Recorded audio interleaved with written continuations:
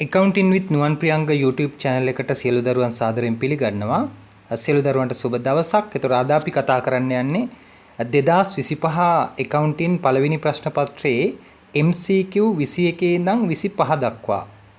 මීට කලින් වීඩියෝස් බලලා නැත්නම් MCQ 20 දක්වා කතා කරපු වීඩියෝස් තියෙනවා. ඒවා බලලා ඔයාට මේ වීඩියෝ ක්ලිප් එකත් කන්ටිනියු බලාගෙන යන්න පුළුවන්. හරි, අපි යමු 21 වෙනි ප්‍රශ්නය 2025 පළවෙනි පේපර් එකේ.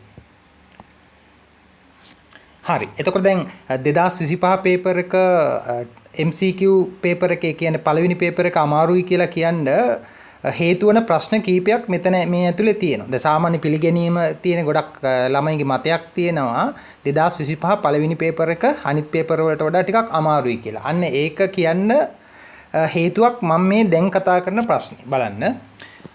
අංක 21 සහ 21 ප්‍රශ්න වලට පිළිතුරු සැපීමට පහත තොරතුරු භාවිතා කරන්න. සීමිත සුරංග පොදු සමාගම විශේෂ වර්ගයක විදුලි ජනන යන්ත්‍ර විකුණනු ලබන අතර මෙම යන්ත්‍ර ස්ථාපනය කිරීම සඳහා විශේෂඥ දැනුමක් අවශ්‍ය වේ. හරිතර සුරංග පොදු සමාගම විදුලි ජනන යන්ත්‍රය විකුණනවා. ඒ වගේම මේක ස්ථාපනය සඳහා විශේෂඥ දැනුමක් ඕනි කියලා කියනවා. ඒ අනුව මෙම යන්ත්‍ර ස්ථාපනය කිරීම සීමිත සුරංග පොදු සමාගම පමණක් සිදු කරනු ලබයි. එහෙනම් විශේෂඥ දැනුමක් අවශ්‍යයි කියලා කිව්වා. ඒ විශේෂඥ දැනුම තියෙන සුරංග සමාගමට විතරයි. මේ සමාගමට විතරයි ඒක කරන්න පුළුවන්. තවද විදුලි ජනන යන්ත්‍ර ස්ථාපනය කිරීමෙන් මාස 9කට පසු නඩත්තු සේවාවක් අවශ්‍ය වේ. හරි, නඩත්තු සේවාවකුත් ඕනිලු. ඒ කියන්නේ සර්විස් එකක් ඕනි. වෙළඳපොලේ සිටින ඕනෑම විදුලි ජනන යන්ත්‍ර සැපයුම් කරුවෙකුට මෙම නඩත්තු සේවාව සැපිය හැකිය. හැබැයි නඩත්තු සේවාව ඕන කෙනෙක්ට සපයන්න පුළුවන්. ඒ කියන්නේ අපේ මේ කියන සුරංග පොදු සමාගමත් ඇතුළුව වෙන ඕනෑම සමාගමකට වෙන ඕනෑම සැපයුම් කරුවෙකුට ඒ වැඩේ කරන්න පුළුවන්. හැබැයි මේ විදුලි ජනන යන්ත්‍ර විකුණලා ඒක ස්ථාපනය කරන්න පුළුවන් සුරංග සමාගමට විතරයි. 2025 3.31 අවසන් වර්ෂය තුලදී මෙම සමාගම විසින් විකුණන ලද ස්ථාපනය කරන ලද සහ නඩත්තු කරන ලද විදුලි ජනන යන්ත්‍රවලට අදාළ තොරතුරු පහත දැක්වේ. හරි, ඊතර මේක අපිට දීලා තියෙනවා ඒ කරපු ඒකක ප්‍රමාණයයි ඒකකයක මිල රුපියල් දහස් සංඛ්‍යාව වලින්. ඊතර දහස් සංඛ්‍යාව වලින් අපි උත්තර දුන්නම හරි. විකුණන ලද යන්ත්‍ර දීලා තියෙනවා ප්‍රමාණය 28යි, ඒකකයක මිල 2500යි, ස්ථාපනය කළ යන්ත්‍ර ප්‍රමාණය 24යි, ඒකකයක මිල 500යි, නඩත්තු සේවාව සම්පූර්ණ කළ යන්ත්‍ර ඒකක ප්‍රමාණය 12යි, ඒකක බියක මිල රුපියල් 400ක් තියෙනවා. ඒතර මේ තියෙන පුතා 2025 3.31 අවසන් වර්ෂයට අදාළ කරපු දේවල්. හරි, අපින් අතර මේ ප්‍රශ්නේ අහන්නේ SLFRS 15. අපි SLFRS 15 ප්‍රමිතිය තමයි ගනුදෙනුකරුවන් සමග එළඹි ගිවිසුම් කියන එක. ඒ ගනුදෙනුකරුවන් සමග එළඹි ගිවිසුම් මත අයබාරය කියලා ප්‍රමිතියක් තියෙනවා SLFRS 15 ප්‍රමිතිය. ඒකට අනුව තමයි අහන්නේ. මම ඒක ටිකක් මතක් කරොත් දැන් ওই SLFRS 15 කියන්නේ අයබාරය හඳුනාගන්නේ කොහොමද කියලා. ඕකේ තියෙනවා පියවර 5 ආකෘතිය කියලා එකක්. 5 step model එකක් කියලා තියෙනවා. ඒකෙදි කියනවා මුලින්ම කියනවා ගිවිසුම හඳුනා ගන්න කියලා. අදාළ ඒ විකුණුම් ගිවිසුම හඳුනා ගන්න. දෙවනි පියවරේදී කියනවා ඒ ගිවිසුමට අදාළ මිල හඳුනා ගන්න කියලා. ඊට පස්සේ කියනවා ඒකේ කාර්ය සාධන බැඳීම් හඳුනා ගන්න කියලා අංක 3. ඊට පස්සේ කියනවා කාර්ය සාධන බැඳීම් වලට අනුව මිල බෙදාවෙන් කිරීමේ හැකියාවක් තිබිය යුතුයි කියලා 4 කියනවා. පස්වෙනි එකේදී කියනවා කාර්ය සාධන බැඳීම් තෘප්තිමත් වන විට අයබාරය හඳුනා ගැනීම. දැන් මෙතන තියෙන කාර්ය සාධන බැඳීම් මොනවාද? දැන් මේකේ පැටලෙන තැනක් තමයි ඕකේ කියනවා විදුලි ජනන යන්ත්‍ර විකුණනවා සහ ස්ථාපනය කරනවා කියන එක. ඒතර මේකේ කෑලි දෙකකටනේ දීලා තියෙන්නේ. හැබැයි මතක තියාගන්න විදුලි ජනන යන්ත්‍රය විකුණනවයි ස්ථාපනය කරනවා කියන එකයි අපි එක කාර්ය සාධන බැඳීමක් විදිහට ගන්න ඕනේ. හරි? මේ දෙකම අපි එක කාර්ය සාධන බැඳීමක් විදිහට ගන්නවා. ඒකට හේතුව තමයි ඔය විකුණපු යන්ත්‍ර ස්ථාපනය කිරීමේ විශේෂඥ දැනුම තියෙන්නේ මේ සුරංග පොදු සමාගමට විතරයි. ඒසා විකිණීමත් එක්ක ස්ථාපනය කිරීම අනිවාර්යම කළ යුතුයි. ඒසා මේ දෙකම එකට බැඳිලා තියෙන නිසා මේක එක කාර්ය සාධන බැඳීමක් විදිහට ගන්න ඕන. නඩත්තු සේවාව කොහොමද වෙනම එකක්. ඒක වෙනම ගන්න. එහෙනම් ඒක මතක තියාගන්න. හරි, ඒකත් එක්ක අපි ප්‍රශ්නෙට යමු. 21 SLFRS 15 ගනුදෙනුකරුවන් සමග ගිවිසුම් ප්‍රමිතියට අනුව 2025 3.31 අවසන් වර්ෂය සඳහා හඳුනාගත යුතු මුළු අය භාරය. එනම් කාර්ය සාධන බැඳීම් තෘප්තිමත් කරපු ඒවාට අදාළ අයභාරය පමණයි අපි ගන්න. ඒ කියන්නේ ඔය කියන දැන් කාර්ය සාධන බැඳීමක් කියලා කියන්නේ ඇත්තරම මේ ගනුදෙනුකරුවන්ට දෙන පොරොන්දුවක්නේ. ඒ ගනුදෙනුකරුවන්ට දුන්න පොරොන්දුව ඉටු කරලාද නැද්ද? ඉටු කරලා අවසන් නම් අන්න ඒකේ අයභාරය වර්ෂය තුල හඳුනාගත යුතුයි. හරි. අපි බලමු මේක ගන්නෙ කොහොමද කියලා. දැන් මෙතන අපිට දීලා තියෙනවානේ විකුණන ලද යන්ත්‍ර 28ක්. ඒ වගේම ස්ථාපනය කළ යන්ත්‍ර 24ක් දීලා තියෙනවා. මම කිව්වා මේ දෙකම එකට බැඳිච්ච කාර්ය සාධනයක් කියලා. ඒසා දැන් මෙතනදී අපි ඇත්තටම විකුණලා ස්ථාපනය කරපු යන්ත්‍ර ප්‍රමාණය කීයද? 24යි. ඕකේ 28ක් විකුණුවට 24යි ස්ථාපනය කරන්න. ඒ කියන්නේ 4ක් තාම ස්ථාපනය කරලා නැහැනේ. ඒතකොට ස්ථාපනය කරපු නැති 4 අපි කියන්නේ කාර්ය සාධන බැඳීම තාම තෘප්තිමත් වෙලා නැහැ. ඒතකොට ඇත්තටම විකුණපු යන්ත්‍ර සහ ස්ථාපනය කරපු යන්ත්‍ර විකුණලා ස්ථාපනය කරපු යන්ත්‍ර තියෙන 24යි. ඒස අපි ඔගේ 24කට අදාළ ආදායම තමයි හඳුනාගන්නේ. එතකොට දැන් මේක මිල වෙන වෙනම දුන්නට ඔයා එකට ගන්න ඕනේ. දැන් විකුණලා ද යන්ත්‍රයේ මිල 2500යි ස්ථාපනය කළ යන්ත්‍රයට 500යි ගාස්තුව මේ දෙකම එකට එකතු කරගන්න. 2500යි 500යි එකතු කරාම 3000යිනේ. ඒතර එක කාර්ය සාධන බැඳීමක් විතර ගන්න නිසා ඒකේ සම්පූර්ණ ප්‍රයිස් එක 3000 කියලා ගන්න ඕනේ. එතකොට සම්පූර්ණ කරපු ඇත්තරම ස්ථාපනය කරලා ඉවර වෙච්ච ඒවා තමයි තෘප්තිමත් කරපු ඒ වගේ විදිහට සලකන්නේ කාර්ය සාධන බැඳීම. ඒතර 24යි. එස අපි මුලින්ම ගන්න ඕනේ 24ක් එකක් 3000 ගන්න. අපි වෙනම හදාගමු. 24යි යන්ත්‍ර ඔක්කොම කාර්ය සාධන බැඳි තෘප්තිමත්. ඒ කියන්නේ විකුණලා ස්ථාපනය කරනවා කියන එක ඒක වැඩි කරන්න 3000. ඒ දෙකේම එකතුව 3000යි. අපි 24 3000න් වැඩි කරගමු. එතකොට එනවා කැල්ලකින් ගහගන්න 72000ක් එනවා. 72000ක් එනවා. ඒතර ඒක හරි. දැන් ඊළඟට නඩත්තු සේවාව කියන කාර්ය සාධන බැඳීම තෘප්තිමත් කරලා තියෙන්නේ 12යි. ඒකේ ගැටලුවක් නැහැ. එකක මිල 400යි. එන එක කෙලින්ම ගන්න පුළුවන්. ඒක ඉවර වෙච්ච ටික නිසා මේක උඩින්ම කියලා තිබ්බා මේ ඉවර වෙච්ච ටික තමයි දීලා තියෙන්නේ කම්ප්ලීට් කරපු ටික. අපිට කතාවේ කියලා තිබ්බා මේ ස්ථාපනය කරන ලද සහ නඩත්තු කරන ලද යන්ත්‍රය කියන්නේ වසර තුල වෙච්ච දේවල් ටික දීලා තියෙනවා. ඒතර 12 වැඩි කිරීම 400 ඒකේ ගැටලුවක් වෙන්නේ නැහැ. ඒක වෙනම එකක්නේ. ඒතර 12 400න් වැඩි කරාම කීයක් එනවද? 4800ක් එනවා. දැන් මේ දෙකේම එකතුව තමයි මුළු අය භාරය. එතකොට එනවා මෙතන 6යි 76800. එහෙනම් අපි හඳුනාගත යුතු මේ අවුරුද්දේ මුළු අය භාරය 76800යි.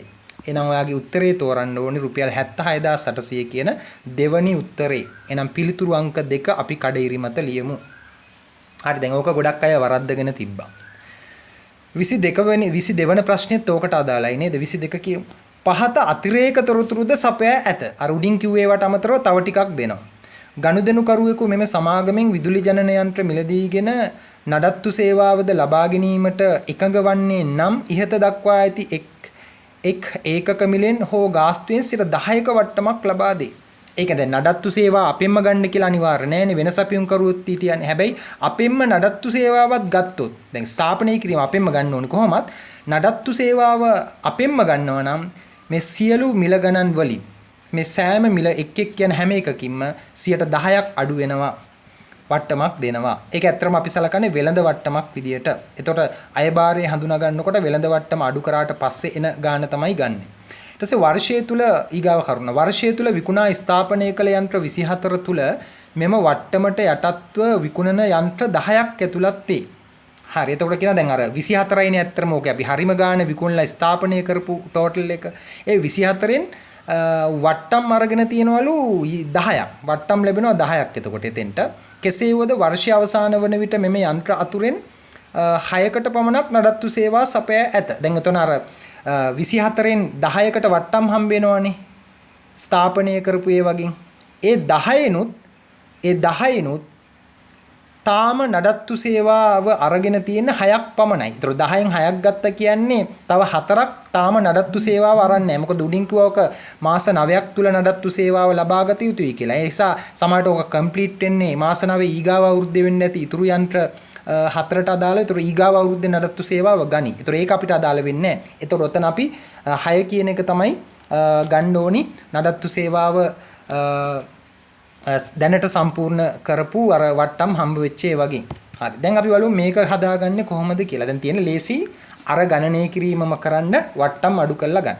හරි. ඉස්සෙල්ලා විදියටම අපි වැඩේ කරගෙන යමු. හරි. ඉස්සෙල්ලා එකත් ඔන්න උඩ උත්තරේ තියෙනවා. මම ඒකත් පදනම් කරගන්නම් මේකට. එතකොට වැඩේ ලේසි. දැන් ඉස්සෙල්ලා අපි 24ක් ගත්තනේ විකුණලා ස්ථාපනය කරපු ඒවා කියලා. හරි. විකුණලා ස්ථාපනය කරපු ඒවා 24යි. මම ওই 24 කොටස් දෙකකට බෙදා ගන්නම්. 24 අපි කොටස් දෙකකට බෙදමු. ඔය 24න් අපිට වට්ටම් කොච්චරක් වට්ටම් දීලා තියෙනවද කියලා බලමු. කිව්වේ 24න් 10ක් වට්ටම් අරගෙන තියෙනවා කියලා. 24න් 10ක් වට්ටම් අරගෙන තියෙනවා. එහෙනම් 24න් 10ක් වට්ටම් අරගෙන තියෙනවා. 24න් 10ක් අඩු කරාම ඉතුරු 14ට වට්ටම් හම්බෙලා නැහැ. ඒතර අපේ 2500 500 ඔක්කොම ප්‍රයිස් එක 3000යිනේ. එහෙනම් වට්ටම 10%යි කිව්වා නේද? ඒතර 3000ට 10%ක් කියන්නේ 300යි. 3000න් 300ක් අඩු කරාම 2700යි. 10% වට්ටම අඩු කරාට පස්සේ ගාන 2700යි. දැන් බලමු මෙතනින් එන අය බාරය. 10 වැඩි කිරීම 2700 මෙතෙන්ට එනවා 27000ක්. හරි. අපි ඒක තියාගමු. ඊට පස්සේ 14ට ඒකට වට්ටම් නැහැ. ඒක කෙලින් ඉතින් 3000ෙම තමයි වැඩි කරගන්න වෙන්නේ. 14 3000න් වැඩි කරමු. එතකොට එනවා 42000ක්. හරි. ඒක හරි.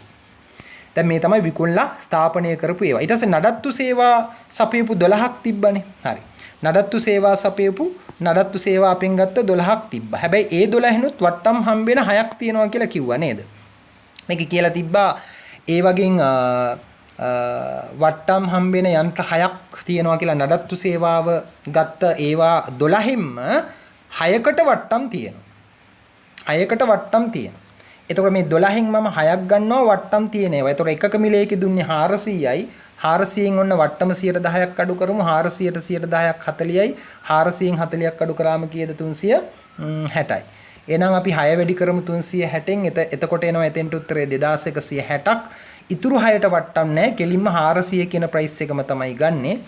6 වැඩි කරන්න 400න් 6 වරක් 4 2400යි කියන්නේ 2400යි බිංදු 2යි 2024යි බිංදු 2යි 2400යි. හරි. දැන් මේ තියෙන්නේ වට්ටම් තියෙනවා නම් අන්න ඒ අවස්ථාවේදී හඳුනා ගන්න මුළු අයභාරය. හරි. මේ ටික ඔක්කොම එකතු කරාම එනවා බලන්න 73560ක උත්තරයක්. එහෙනම් මේකේ පිළිතුර වෙන්නේ 22ට 73560යි. එහෙනම් පුතා උත්තරේ තෝරමු. 22ට උත්තරේ 73560. ඒ කියන්නේ අංක 1 නේද? එහෙනම් කඩිරි වල ලියන්න අංක 1. ඔන්න ඔය ප්‍රශ්නේ ගොඩක් අය අමාරුයි කියලා විභාගෙදී කිව්වා දරුවෝ ලියපු. මොකද ටිකක් අලුත් ප්‍රශ්නයක්. මේ වගේ ප්‍රශ්න කලින් පේපර්ස් වල තිබ්බේ නැහැ. ඒ කියන්නේ SLFRS 15න් ආවට මේ වගේ කෑල්ලක් දීලා තිබ්බේ නැහැ. ටිකක් වෙනස් ප්‍රශ්නයක්. හොඳ ප්‍රශ්නයක් හැබැයි. හරි. ඊගාවෙකට එන්නේ. ඔන්න අනුපාත වලින් ප්‍රශ්න අහනවා. අනුපාත. ඒතර අපි අනුපාත වලදී කතා කරනවා ලාභදායීත්ව අනුපාත, ද්‍රවශීලතා අනුපාත, ක්‍රියාකාරී අනුපාත, ඊට පස්සේ තෝලන අනුපාත, ඊට පස්සේ ආයෝජන අනුපාත, දැන් වෙළඳපොළ අනුපාත. හරි. අනුපාත වල දැනුම අවශ්‍යයි. අනුපාත වල සමීකරණ දැනගන්න ඕනේ අනිවාර්යයෙන්ම. හරි. මේක දෙනවා අංක 23 සහ 24 ප්‍රශ්න වලට පිළිතුරු සැපීමට පහත තොරතුරු භාවිතා කරන්න කියලා. 2024 4යි 1 දින සීමිත ඉඳුවර පොදු සමාගම සාමාන්‍ය කොටස් මිලියනයක් නිකුත් කරමින් සංස්ථාපනය කරන ලද අතර එදිනම සමාගම විසින් වාර්ෂික පොලිය 5% වන ණය කරද නිකුත් කරන ලදී. ඒ කියන්නේ 2024 4යි 1 තමයි ආරම්භ කරේ කොටස් නිකුත් කරලා. ඊට අමතරව ණය කරත් නිකුත් කරනවා.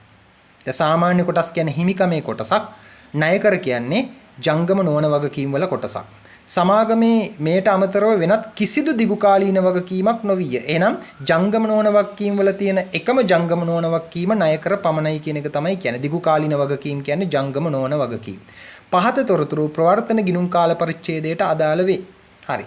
ඒතරොන කාල පරිච්ඡේදයට අදාළ 2025 3යි 31 ඉවර වෙන වර්ෂය දහස් සංඛ්‍යාවලින් දෙනවා. 2025 3යි 31ට මුළු වත්කම් 21000, මුළු හිමිකම 12000, ජංගම වත්කම් 3000. ඊට පස්සේ 2025 3යි 31න් අවසන් වර්ෂයේ සඳහා විකුණුම් පිරිවැය 4500යි, ආදායම් බදු වියදම 540ක් තියෙනවා. ඊට පස්සේ 2025 3යි 31 දිනට අතිරේක තොරතුරු විදියට හදපු අනුපාත තුනක් දීලා තියෙනවා. හිමිකම මත ප්‍රතිලාභ අනුපාතය අපි කියන return on equity ROE අනුපාතයේ 18%යි, ණය හිමිකම් අනුපාතයේ 60%යි, ශනික වත්කම් අනුපාතයේ 1.25යි. 2025 3යි 31 දිනට ඉදිරියට කළ ගෙවීම් හෝ උපචිත වියදම් හෝ නොවිය. හරි. ඒකත් අපිට වැදගත් වෙයි. හරි 23 වන ප්‍රශ්නෙට 23 අහනවා මෙන්න මෙහෙම එකක්. 2025 3යි 31 දිනට කොටසක ඉපයුම අපි කියනවා ඒකට earning per share EPS කොච්චරක්ද කියලා අහනවා. එතකොට ඔය කොටසක ඉපයුම කියන අනුපාතය ඇත්තටම එන්නේ ආයෝජන නැත්නම් වෙළඳපොළ අනුපාතය යටතේ. අපි මුලින්ම මේකේ අනුපාතය ලියාගෙන ඉන්න ඕනේ. හරි. අනුපාතය හදන විදිහ අනිවාර්යයෙන්ම දැනගන්න ඕනේ නැත්නම් මේක කරන්න බෑ. නිකන් අපිට ගෙස් කරලා කරන්න බැරි වැඩක්. අනුපාතය දැනගන්න ඕනේ. එහෙනම් කොටසක ඉපයුම මම ලේසියට EPS කියලා දාගන්නම්. earning per share එක සමානයි. දැන් මේකෙන් අදහස් කරන්නේ සාමාන්‍ය කොටසකට මේ අවුරුද්දේ මුළු ලාභයෙන් කොච්චරක් අයිතිද කියන එක. එහෙනම් මම කරන්නේ මොකද්ද? බදු පසු ලාභය ගන්නවා. බදු පසු ලාභය ගන්නවා. දැන් එක කොටසකට කොච්චරක්ද කියලානේ බලන්න ඕනි. මේක බෙදනවා සාමාන්‍ය කොටස් සංඛ්‍යාවෙන්. බෙදන්න පුතා සාමාන්‍ය කොටස් සංඛ්‍යාව. සාමාන්‍ය කොටස් සංඛ්‍යාව. මේක තමයි සමීකරණය. හරි. බදු පසු ලාභය බෙදන්න සාමාන්‍ය කොටස් සංඛ්‍යාවෙන්. හරි දැන් බලන්න අපිට මොනවා හරි තොරතුරක් මේකෙන් ගන්න පුළුවන්ද කියලා. අපිට එක තොරතුරක් අනිවාර්යයෙන්ම ගන්න පුළුවන්. මේකේ දුන්න සාමාන්‍ය කොටස් මෙච්චරක් නිකුත් කරා කියලා. උඩින් දීලා තිබ්බා සාමාන්‍ය කොටස් මිලියනයක් නිකුත් කරා කියලා. දැන් මේකේ පහලින් දහස් සංඛ්‍යා වලින් දීපු නිසා අපි මේකත් දහස් සංඛ්‍යා කරමු. එහෙනම් සාමාන්‍ය කොටස් 1000ක් නිකුත් කරා කියලා ගමු.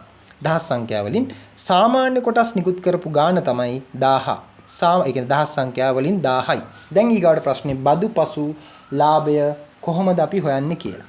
දැන් මේකේ බදුපසු ලාභය දීලා නැහැ. හැබැයි අපිට බදුපසු ලාභයේ සම්බන්ධ වන අනුපාතයක් දීලා තියෙනවා. ඒ තමයි හිමිකම මත ප්‍රතිලාභ අනුපාතය. මෙන්න මේ අනුපාතය බදුපසු ලාභයේ සමග සම්බන්ධ වෙනවා. දැන් කොහොමද අපි හිමිකම මත ප්‍රතිලාභ අනුපාතය හදන්නේ? හිමිකම මත ප්‍රතිලාභ අනුපාතය හදන්නේ මෙහෙමයි. බදුපසු ලාභය මුළු හිමිකමෙන් බෙදලා 100ෙන් වැඩි කරන්න ඕනේ. එතකොට ආපු උත්තරේ තමයි 118. දැන් 118 කියන එක සරලව අපිට මෙහෙම කියන්න පුළුවන්. ඕකෙන් අදහස් වෙන්නේ මෙහෙමයි. 118යි කියන එකෙන් මුළු හිමිකම 100කට බදුපසු ලාභය 18යි. හිමිකම 100ක් නම් බදුපසු ලාභය 18ක් කියලා තමයි 118න් කියවෙන්නේ.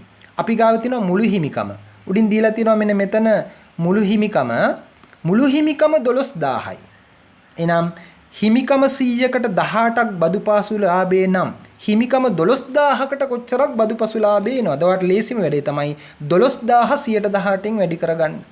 12000 118න් වැඩි කරගමු. 12000 වැඩි කරමු 118න්. හරි. 12000 118න් වැඩි කරාම අපිට එනවා බදු පසු ලාභය. වැඩි කරමු.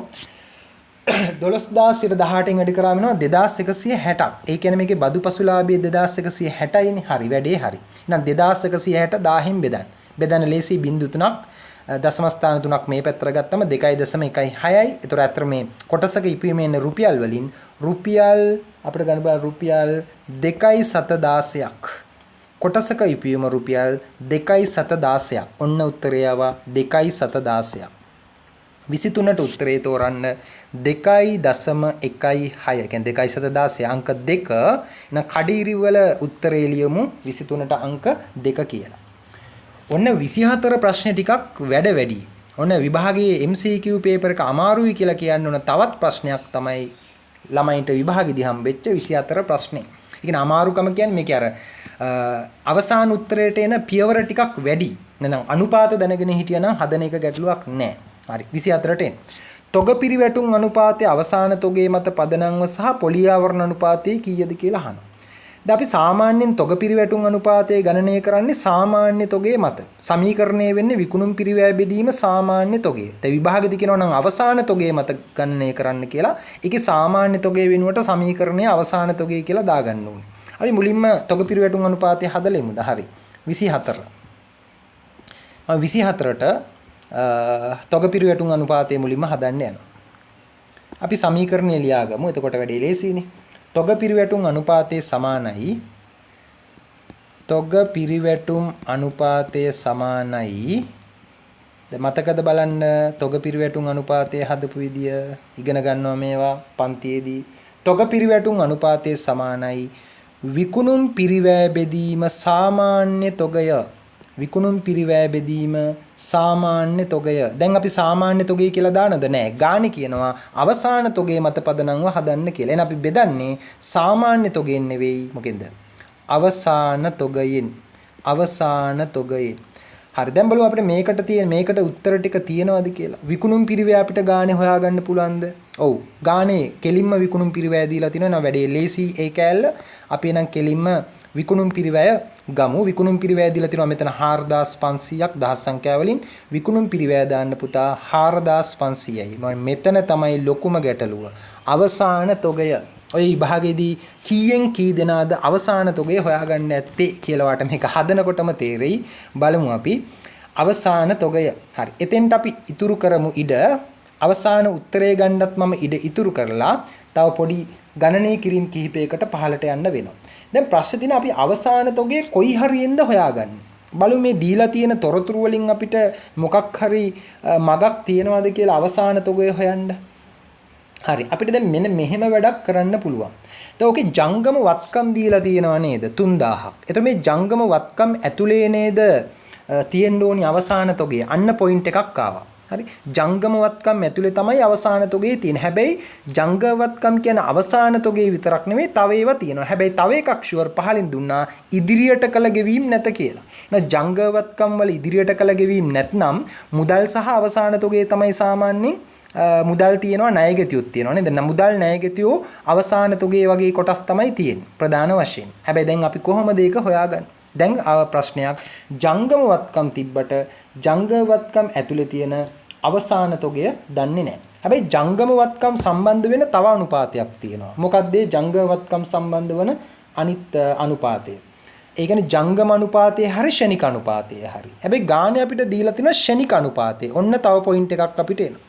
ඔන්න තව පොයින්ට් එකක් එනවා. බලන්න විභාගයේදී ඔය හිතේද කියලා.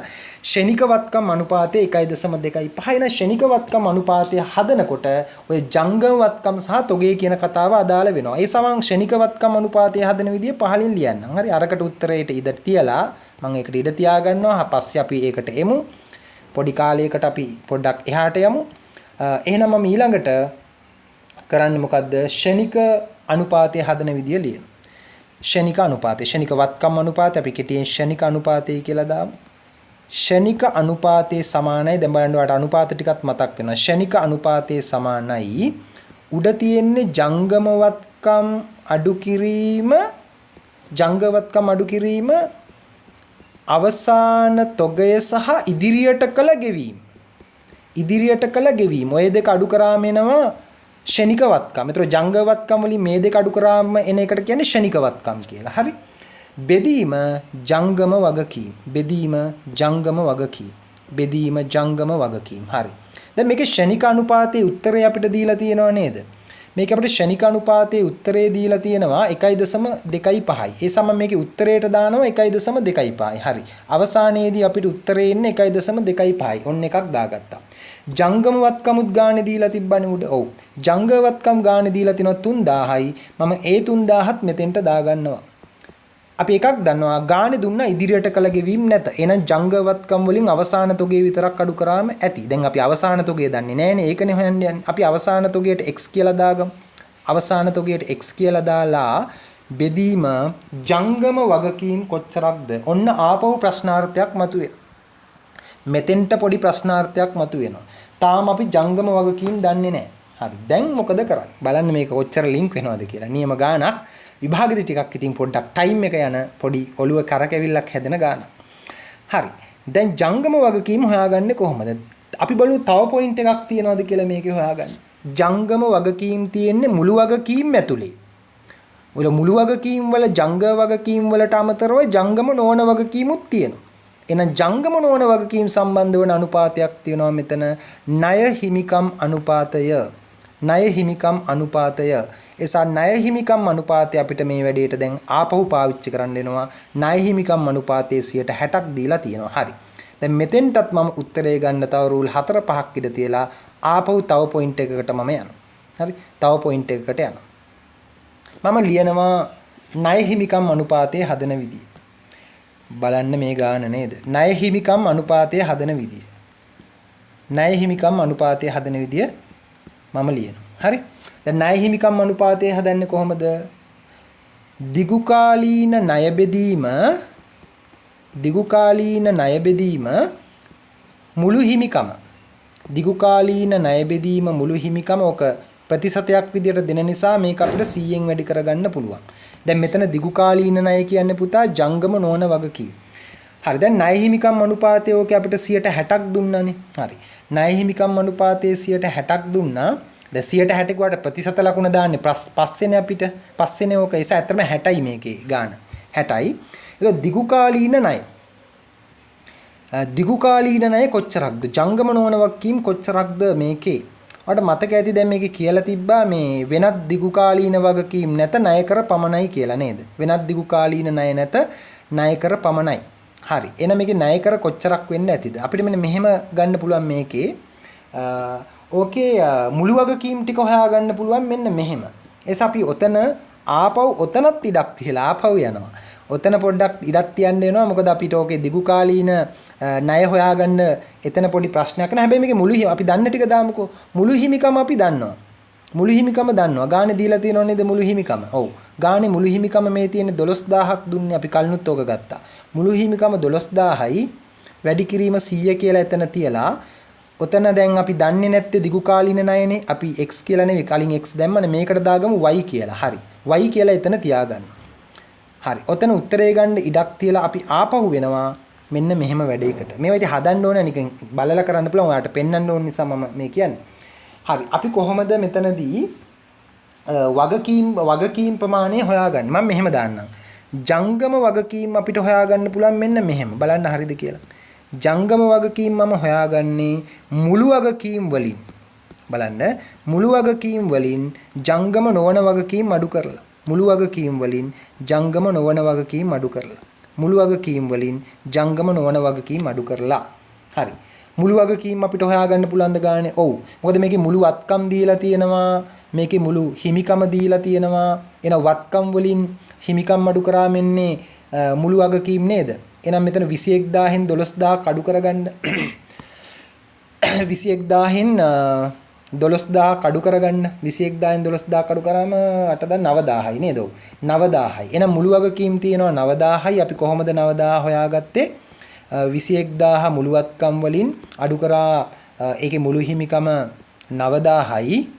නෑ මුළු හිමිකම 12000යි නේද? 12000යි. එතකොට අපිට ආවා මුළු වගකීම් කීයද? 9000යි. ඊට පස්සේ ජංගම නොවන වගකීම් මේ කියන්නේ දිගුකාලීන වගකීම් හරි. දැන් ප්‍රශ්නයක් තියෙනවා දිගුකාලීන වගකීම් කොච්චරක්ද කියන එක. හරි. දැන් මෙතනදී අපි ඕකේ කලින් ප්‍රශ්නෙට අපි ගියානේ.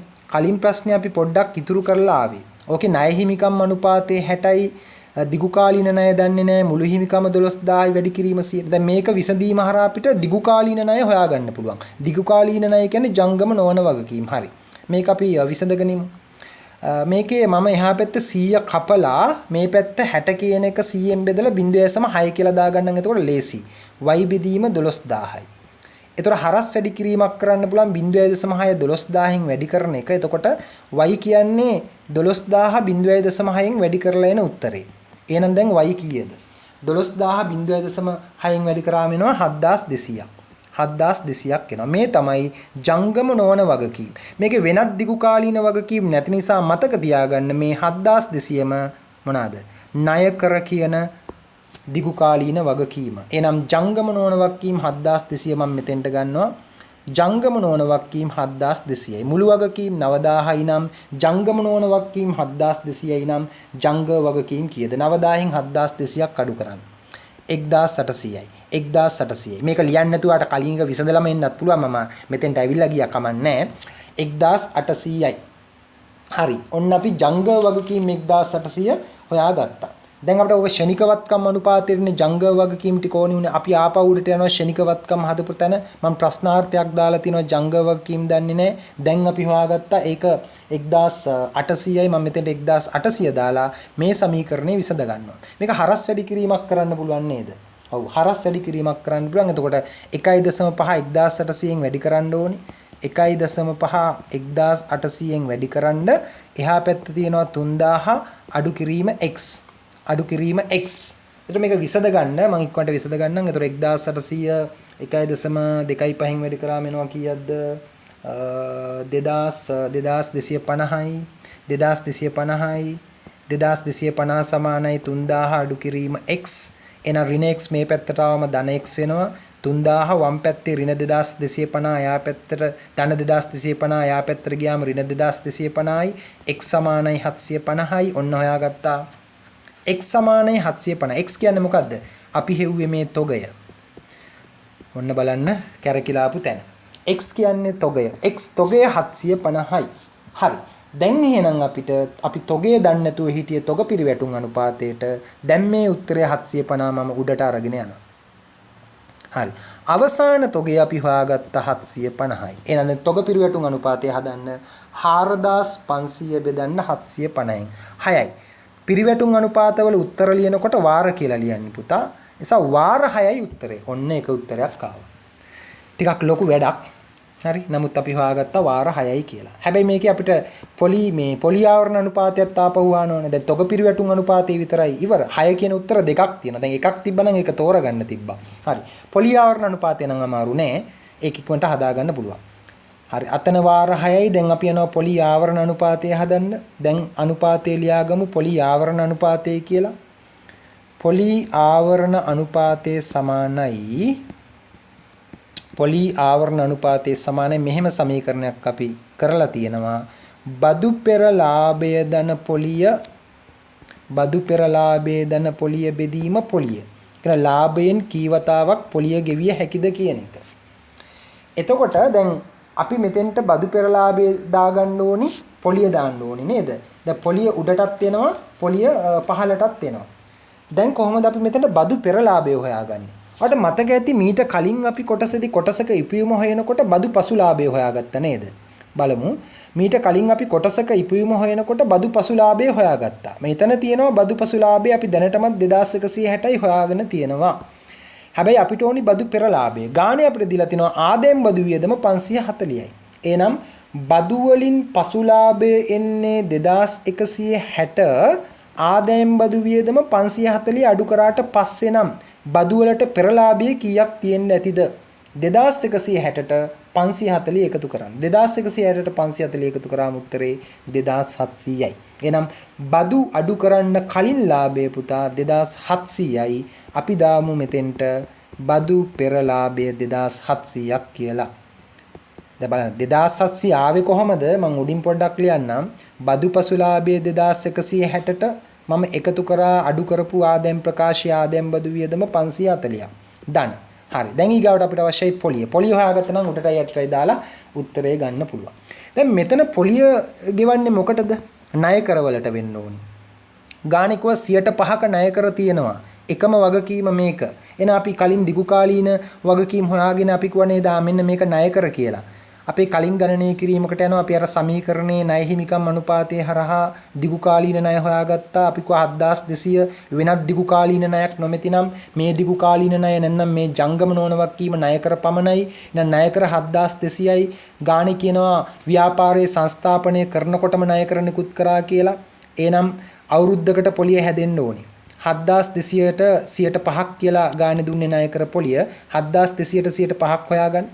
7200ට 105ක් හොයාගන්න. එතකොට එනවා 360ක්. එහෙනම් උඩටත් 360 පොලිය දැම්මා. පහළටත් 360 පොලිය දැම්මා. මතක තියාගන්න මෙතන මේ කියන්නේ පොලි වියදම. පොලි ආදායම එහෙම නෙවෙයි. ඒතර 2700 360යි කියද 3060ක් එනවා නේද? 3060 360න් බෙදුවම හරියටම බෙදෙනවද? පොඩි දශම ගාණක් එයි. හරි 360න් බෙදුවම එනවා වාර 8.5යි. මේකත් එන්නේ වාර ගාණක් විදියට. වාර 8.5. එනම් තොග පිරිවැටුම් අනුපාතය ආවා අපිට වාර 6ක්. පොලි ආවරණ අනුපාතයේ වාර 8.5යි. එන උත්තරේ තෝරන්න 6 සහ 8.5. 6 සහ 8.5 උත්තරේ තියෙන්නේ තුන්වෙනි උත්තරේ. එනම් කඩ ඉරිවල ලියන්න පිළිතුරු අංක 3 ප්‍රශ්න අංක 24ට. බලන්න ඔක ටිකක් සංකීර්ණ කතාවක් තියෙනවා. මොකද මේකේ අර එකින් එකට ලින්ක් වෙන තැනක් තියෙනවා. හරි. හරි බලන්න ඔයා පුළුවන් නම් මේකේ ලේසි ක්‍රමයක් තියෙනවා නම් හොයලා මට කියන්න. කමෙන්ට්ස් වලට දාගෙන යන්න ලේසි ක්‍රම තියෙනවා නම් හරි. හරි 25. දැන් 25 වගේ ප්‍රශ්නයක් ලේසි. ඕකට විනාඩිය යන්නේ. එතකොට ඒ වැඩි සමහර ප්‍රශ්න වලට අඩු කාලයක් යන්නේ. සමහර ප්‍රශ්න වලට වැඩි කාලයක් යන්නේ. ඒතර අඩු කාලයක් යන ප්‍රශ්න විනාඩියෙන් තප්පර 30න් හදලා අනිත් ඒවාට විනාඩි 4-5 වැය කරාට කමක් නැහැ පුතා. 25. පිරිවැය වර්ගීකරණයට අදාළ පහත කුමන සමීකරණය නිවැරදි වේද? දැන් මේ කතාව කියන්න කලින් අපි මුළු පිරිවැය ගණනය වෙන විදිය මම පොඩි මේ chart එකක් දෙන්නම්. මේක මතක තියාගන්න විභාගෙට ඔය පිරිවැය සම්බන්ධයෙන් තියරිය සම්බන්ධයෙන් හැමදාම ප්‍රශ්නයක් එනවා. එතකොට ඔයාට ඕනි එකකට උත්තරේ දාගන්න පුළුවන් මේකෙන්. හරි? තව ටිකක් මෙහෙට ගමු. මේ හරියට විතර. හරි පිරිවැය සම්බන්ධයෙන් විභාගයට අහන ප්‍රශ්නෙට තියරි ප්‍රශ්නයක් ඔයාලට හරියට මේකෙන් උත්තර දී ගන්න පුළුවන්. මම පොඩි chart එකක් දාන්න යන්නේ. ඔන්න බලන්න. ඍජු අමුද්‍රව්‍ය. ඍජු ද්‍රව්‍ය කියමු. ඍජු ද්‍රව්‍ය පිරිවැය. ඍජු ද්‍රව්‍ය පිරිවැය. මේකේ තියෙන්නේ විචල්්‍ය කොටස විතරයි. ද්‍රව්‍ය හැමදෑමත් විචල්‍යයි. එකකට 10ක් යනවා නම් දෙකකට 20ක් යනවා. විචල්්‍ය කියන්නේ ඒකටනේ. වැඩි වෙනකොට වැඩි වෙනවා. ද්‍රව්‍ය විචල්්‍ය පමණයි. ඊට පස්සේ ඍජු ශ්‍රම පිරිවැය. ඍජු ශ්‍රම පිරිවැය. නිෂ්පාදනයට දායක වෙන ඍජු ශ්‍රම පිරිවැය. හැබැයි මතක තියාගන්න ශ්‍රම පිරිවැයට විචල්්‍ය කොටසයි ස්ථාවර කොටසයි දෙකම තියෙනවා. ස්ථාවර විචල්්‍යනේ සමහර ඒවා ඒකකයකට ගෙවනවා සමහර ඒවා මාසයකට ගෙවනවා ස්ථාවරයි. ඊට පස්සේ ඍජු ශ්‍රම පිරිවැය හරි. ඊකට ඍජු වෙනත්. දැන් ඍජු වෙනත් එකත් විචල්්‍ය තියෙන්න පුළුවන් ස්ථාවර තියෙන්න පුළුවන්. ඔය නිෂ්පාදන පුරස්කාරයේම ස්ථාවර ඒවා තියෙනවා විචල්්‍ය ඒවා තියෙනවා. හරි. දැන් මේ ටිකේ එකතුවට අපි නමක් කියනවා මොකද්ද? ප්‍රාථමික පිරිවැය. මේ ටිකේ එකතුවට අපි කියනවා පුතා ප්‍රාථමික පිරිවැය. දැන් ප්‍රාථමික පිරිවැය තුල විචල්්‍ය ස්ථාවර කොටස් දෙකම තියෙන්න පුළුවන්. හරි. ඊළඟට මේකට එකතු වෙනවා නිෂ්පාදන පොදු කාර්ය පිරිවැය. මේකට එකතු වෙනවා නිෂ්පාදන පොදු කාර්ය පිරිවැය. එතකොට ඔය විදුලිය කර්මාන්තශාලා කුලිය වගේ මේකෙත් ස්ථාවර තියෙනවා විචල්්‍ය තියෙනවා. හරි. මේකෙත් විචල්්‍ය තියෙනවා ස්ථාවර තියෙනවා. ඒ දෙකේම එකතුවකින් තමයි මුළු නිෂ්පාදන පොදු කාර්යය හැදෙන්නේ. ඊළඟට එතකොට මේකෙන් එන උත්තරයට අපි නමක් කියනවා. හරි. මේකෙන් එන උත්තරයට නමක් කියනවා ප්‍රාථමික පිරිවැයට නිෂ්පාදන පොදු කාර්යය එකතු වුණාම අපි කියනවා මුළු නිෂ්පාදන පිරිවැය කියලා. හරි. මේක ඇවිල්ලා මුළු නිෂ්පාදන පිරිවැය. මේක ඇවිල්ලා මුළු නිෂ්පාදන පිරිවැය. මේක ඇවිල්ලා මුළු නිෂ්පාදන පිරිවැය. හරි ඉවරද තව නෑ. තව කෑල්ලක් අපිට පහලට ගන්න වෙනවා. හරි. තව කෑල්ලක් අපිට පහලට ගන්න වෙනවා. හරි දැන් අපි ඉන්නේ මුළු නිෂ්පාදන පිරිවැය කියන කොටසේ. එතනින් පහලට මොකක් වෙයිද?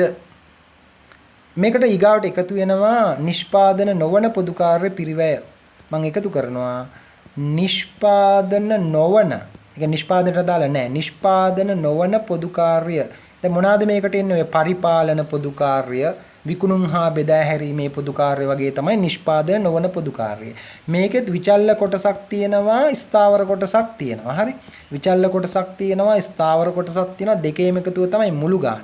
එහෙනම් මුළු නිෂ්පාදන පිරිවැයට නිෂ්පාදන නොවන පොදු කාර්යයත් එකතු වුණාම අවසාන උත්තරේ මුළු පිරිවැය. මුළු පිරිවැය කියනකොට ඒතර ඔක්කොම ටික එකතු වෙලා තියෙන්නේ. හරි බලන්න මේක. මුළු පිරිවැය කියනකොට එතකොට ඔක්කොම එකතු වෙලා තියෙන්නේ. මේ chart එක ඔයාලා ලියාගත්තා නම් ගොඩක් මේක වැදගත් විභාගෙට. හරි?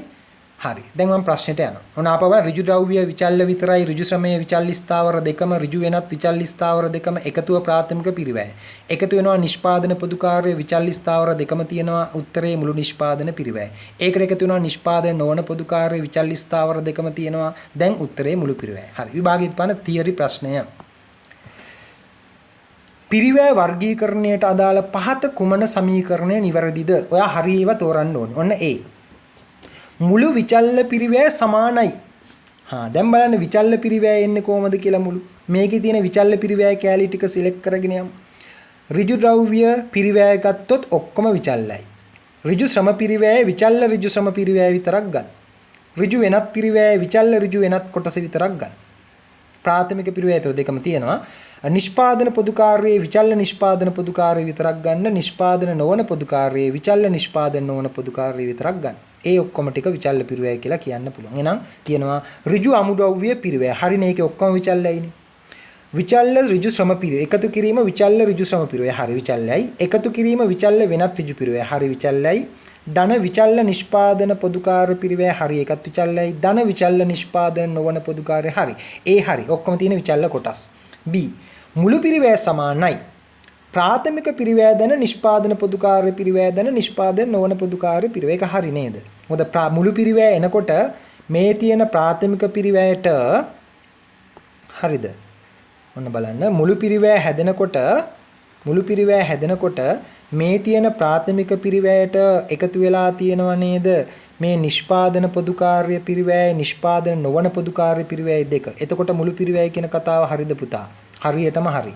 එහෙනම් B මුළු පිරිවැය සමානයි ප්‍රාථමික පිරිවැය දැන නිෂ්පාදන පොදු කාර්ය පිරිවැය එකතු කිරීම නිෂ්පාදන නොවන පොදු කාර්ය. හරි. C මුළු පිරිවැය සමානයි. ඍජු අමුද්‍රව්‍ය පිරිවැය, ඍජු ශ්‍රම පිරිවැය, වෙනත් ඍජු පිරිවැය දන මුළු පොදු කාර්ය පිරිවැය එකත් හරි. මොකද ඔය ඍජු අමුද්‍රව්‍ය, ඍජු ශ්‍රමයේ වෙනත් ඍජු පිරිවැය කියන මේ කොටස් තුනටම අපි කියන්නේ ප්‍රාථමික පිරිවැයයි කියලානේ. ඒක ප්‍රාථමික පිරිවැයට මුළු පොදු කාර්යය එකතු වෙනවා. මුළු පොදු කාර්යය කියනකොට ඕකේ නිෂ්පාදන පොදු කාර්යයයි නිෂ්පාදන නොවන පොදු කාර්යයයි දෙකම තියෙනවා. එතකොට හරිනේ මුළු පිරිවැය සමීකරණයත් හරි. D මුළු ස්ථාවර පිරිවැය සමානයි. අන්න දැන් ස්ථාවර කොටස් ටික විතරක් ගන්න තියෙන්නේ. ස්ථාවර පිරිවැය කැලි ටික මෙතනින් තෝරගමු. ස්ථාවර පිරිවැය කැලි ටික මෙතනින් තෝරගමු. බලමු මම මේ highlight කරපු ටික ආපුවම ගන්න. ස්ථාවර පිරිවැය කැලි ටික මෙතනින් ගන්න. ඍජු ද්‍රව්‍ය පිරිවැය එන්නේ නැහැ. ඒක ස්ථාවර නැහැ. එහෙනම් ඍජු සම ස්ථාවර. ස්ථාවර ඍජු සම පිරිවැය එනවා. ස්ථාවර ඍජු වෙනත් පිරිවැය එනවා. ඊටසේ නිෂ්පාදන පොදු කාර්යය ස්ථාවර නිෂ්පාදන පොදු කාර්යය එනවා. නිෂ්පාදන නොවන එකේ ස්ථාවර නිෂ්පාදන නොවන එනවා. හරි නේද? බලමු. ස්ථාවර ඍජු සම පිරිවැය හරි. ඔන්න අමුද්‍රව්‍ය අරන් නැහැ. ඒක විචල්ලේනේ. ස්ථාවර වෙනත් ඍජු පිරිවැය එකත් හරි. ධන ස්ථාවර නිෂ්පාදන පොදු කාර්යය එකත් හරි. ධන ස්ථාවර නිෂ්පාදන නොවන පොදු කාර්යය හරි. ඔක්කොම ස්ථාවර කොටස් එකතු වුණාම මුළු ස්ථාවර පිරිවැය D හරි. එහෙනම් A B C D සියල්ලම හරි අංක 5. එහෙනම් පිළිතුර ලියමු 25ට කඩ ඉරිවල අංක 5. හරි. එහෙනම් අපි මේ කතා කරේ 2025 පළවෙනි ප්‍රශ්න පත්‍රයේ MCQ 20 සිට 25 දක්වා කොටස. හරි. එහෙනම් මොනවා හරි ගැටලුවක් තිබ්බොත් කමෙන්ට් වලට දාන්න මම ආපහු ඒකට රිප්ලයි කරනවා. එහෙනම් අපි ඊළඟ කොටසේදී 26 වෙනි ප්‍රශ්නය සිට කතා කරමු. එහෙනම් ඉදිරි වීඩියෝස් බලන්න accounting with nuwan priyanka YouTube channel එක subscribe කරන්න. එහෙනම් පුතේ අපි ඊළඟ වීඩියෝ එකේදී හමු වෙමු.